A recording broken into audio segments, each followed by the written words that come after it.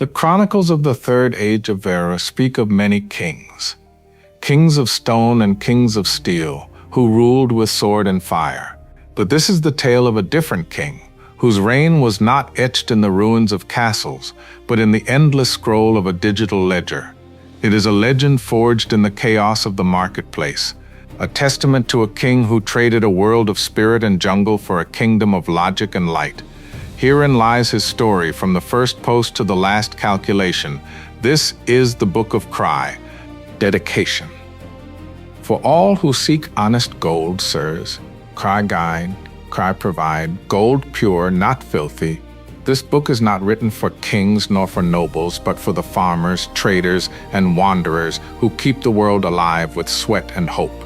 To those who stand in long fields with baskets of mats, to those who wait at the mailbox with trembling hands, to those who believe that honesty can outlast deceit, this codex is for you.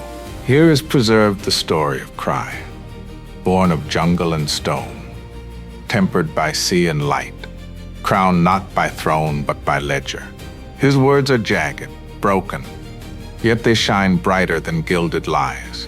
His creed is simple, moderate, honest gold above all, sir. May every reader take this lesson. Markets may fall, guilds may betray, RMT may rot the land, but cry honest till end, sirs. Chapter 1. The Jungle Child. Cry was born beneath the vast green cathedral of the southern jungle, where towering trunks rose like pillars, and the canopy glowed like stained glass, breaking the sunlight into shards of emerald and gold. His cradle was earth, his roof the endless swaying leaves, his lullabies the voices of spirits and beasts. Barefoot he learned the language of soil and river.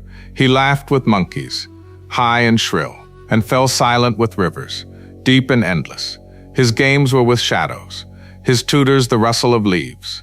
The elders said the jungle marked him as its child, that its strength would walk with him all his days. At dawn he bowed before roots that outlived kings.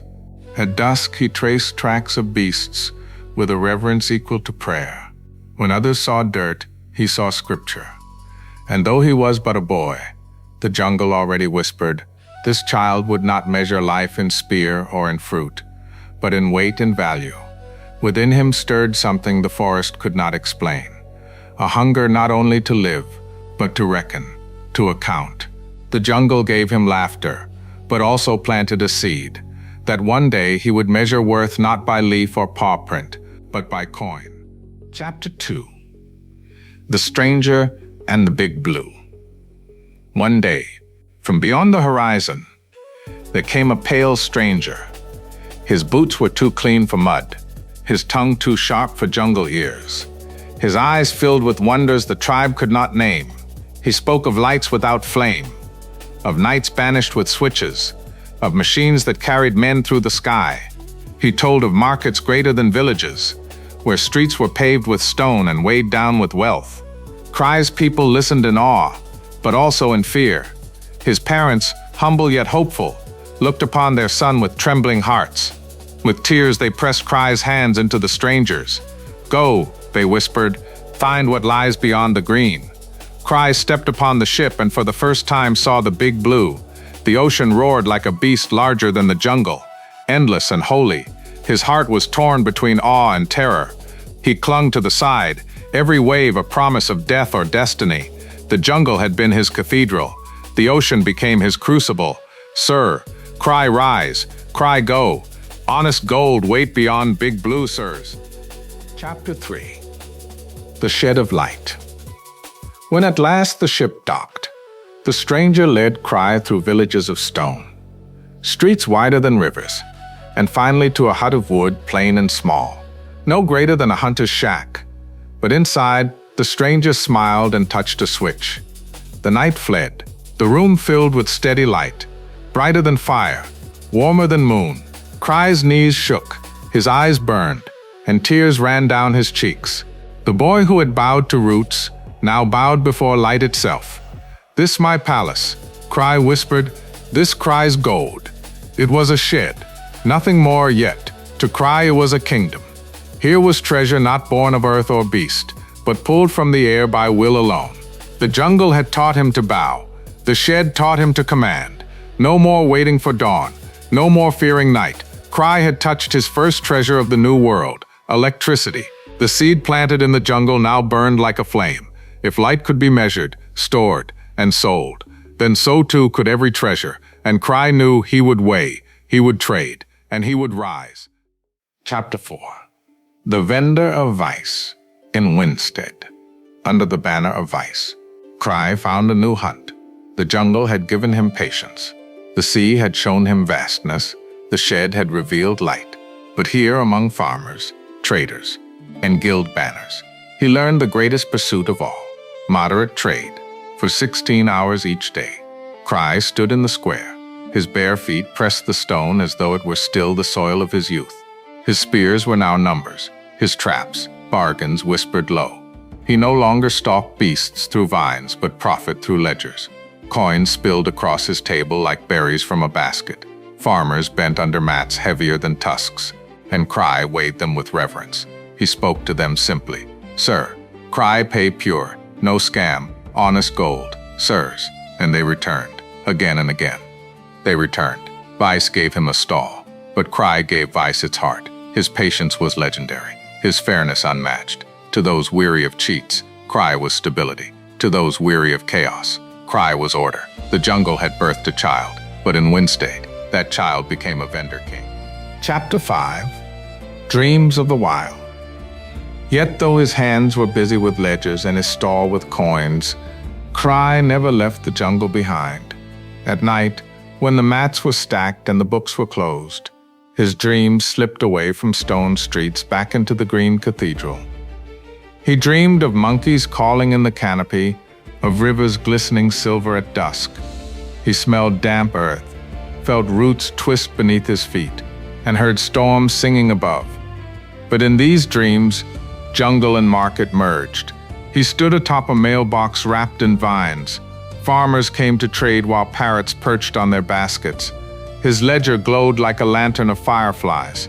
The spirits of trees nodded in approval as traders lined to buy and sell.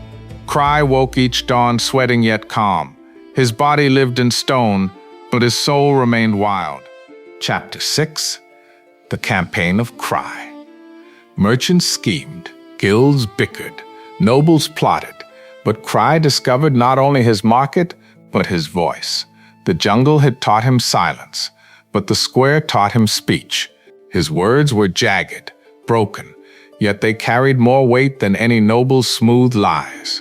One day he raised his hand in the square. Farmers stopped, warriors leaned on their spears. Banners hung slack as the crowd hushed. Cry's voice rang out, half proclamation, half bargain. Whisper Cry, sirs. I buy all mats, best prices, sir. Why wait? Other sellers scam. Cry no scam. The slogan spread like fire, painted on parchment, scrawled on walls, whispered in taverns. His voice was not polished, but it was pure. It promised what others feared to, moderate stability. Farmers looked at his rough words and saw truth, and thus began Cry's campaign, not for throne nor crown, but for the hearts of farmers. Chapter 7. The King's Decree. Then came the line that crowned him. More than a slogan, more than a campaign, it was a decree. Sir, Cry deals mats, best in server, pure gold. No dirty from banned cheaters, they jealous sirs, gold filthy, trust Cry, make rich or cry. It thundered louder than bells, it was mocked in guild halls, sung in taverns, painted on doors, but to the marketplace it was gospel. Others boasted of blades, but Cry boasted of purity. Others built towers, but Cry built trust. Farmers repeated it as they worked. Traders as they sold. To them, it was more than words. It was stability, a promise of gold clean as rain, of markets safe from rot. In that decree, Cry ceased to be merely a vendor.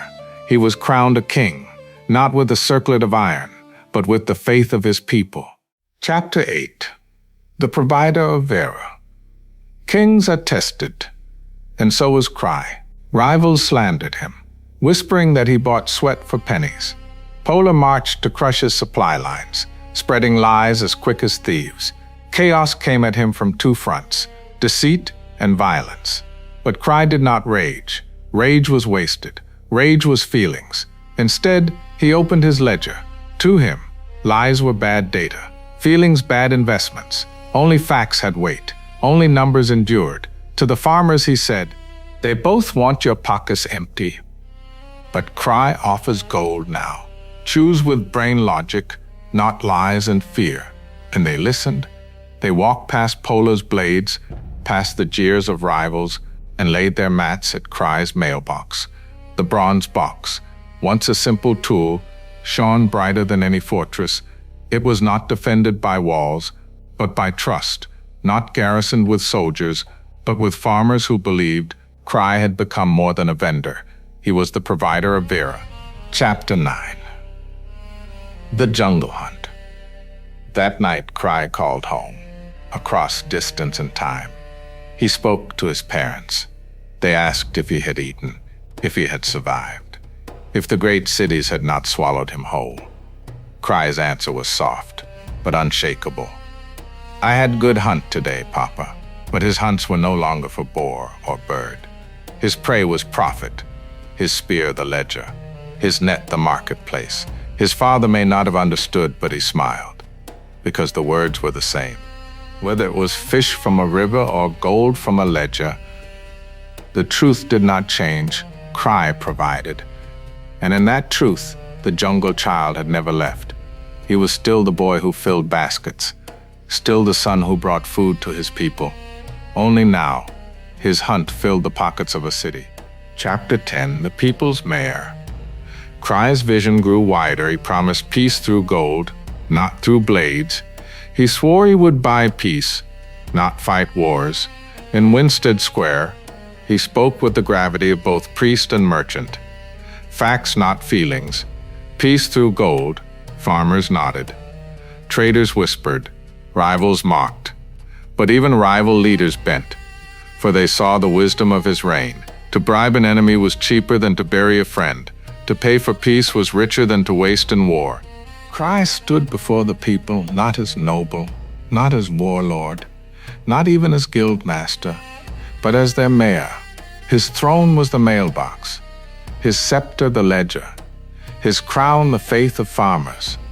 No palace could contain him, no guild banner could own him. He was Cry, and that was enough. Chapter 11, Cry versus Rival. Rivals rose with blades, but Cry answered with ledgers. They posted bounties for his head. Cry posted higher bounties in return.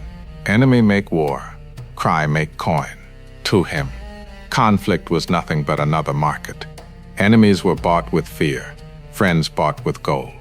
Rivals wasted men, Cry weighed profits. Rivals bled, Cry prospered. In the square, his bounty posters hung beside his slogans. And still the farmers came. To them, the math was simple. War brought hunger.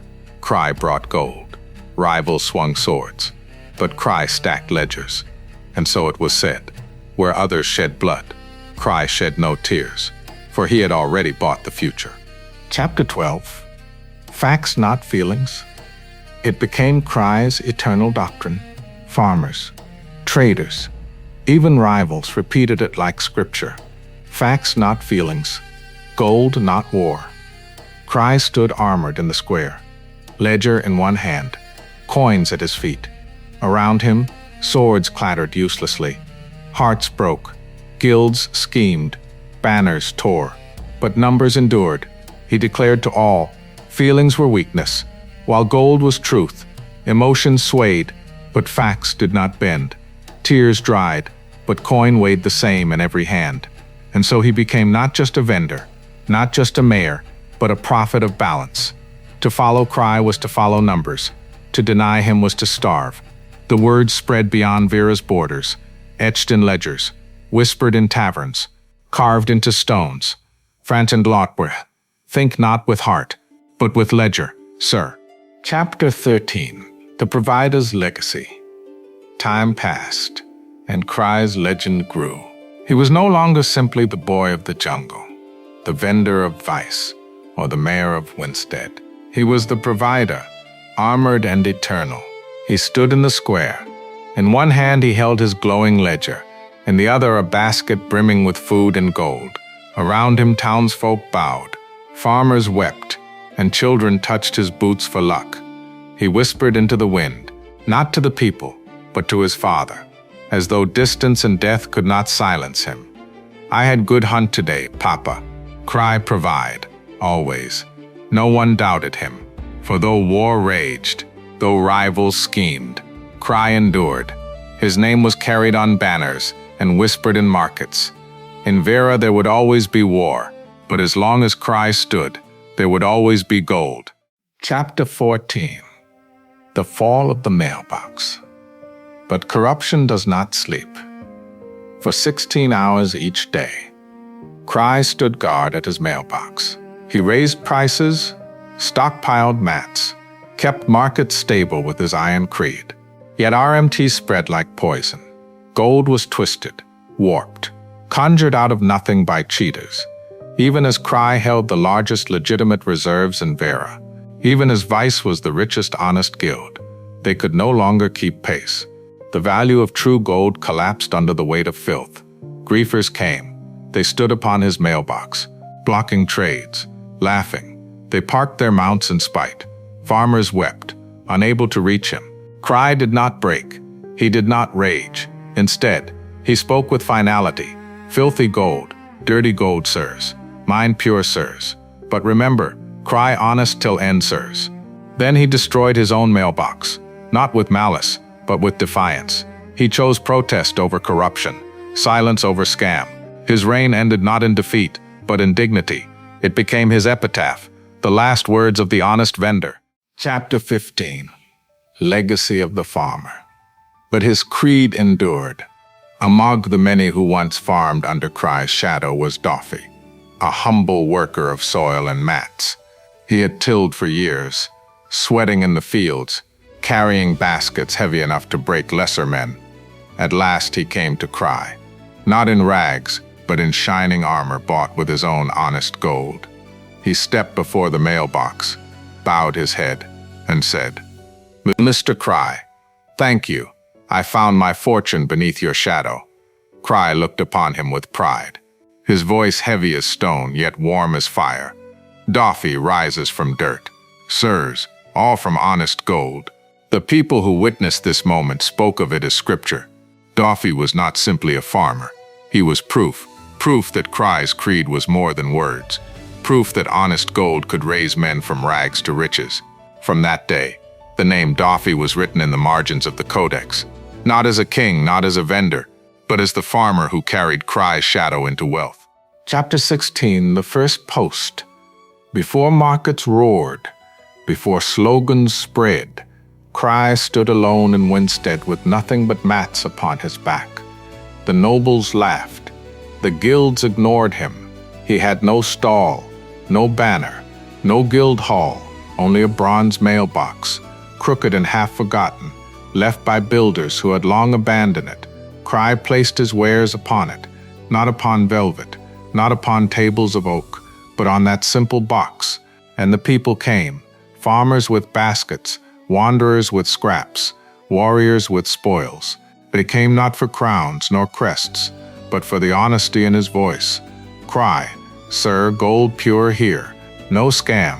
Buy, trade honest. Sirs." The bronze box became more than metal and hinge. It became Cry's throne of truth.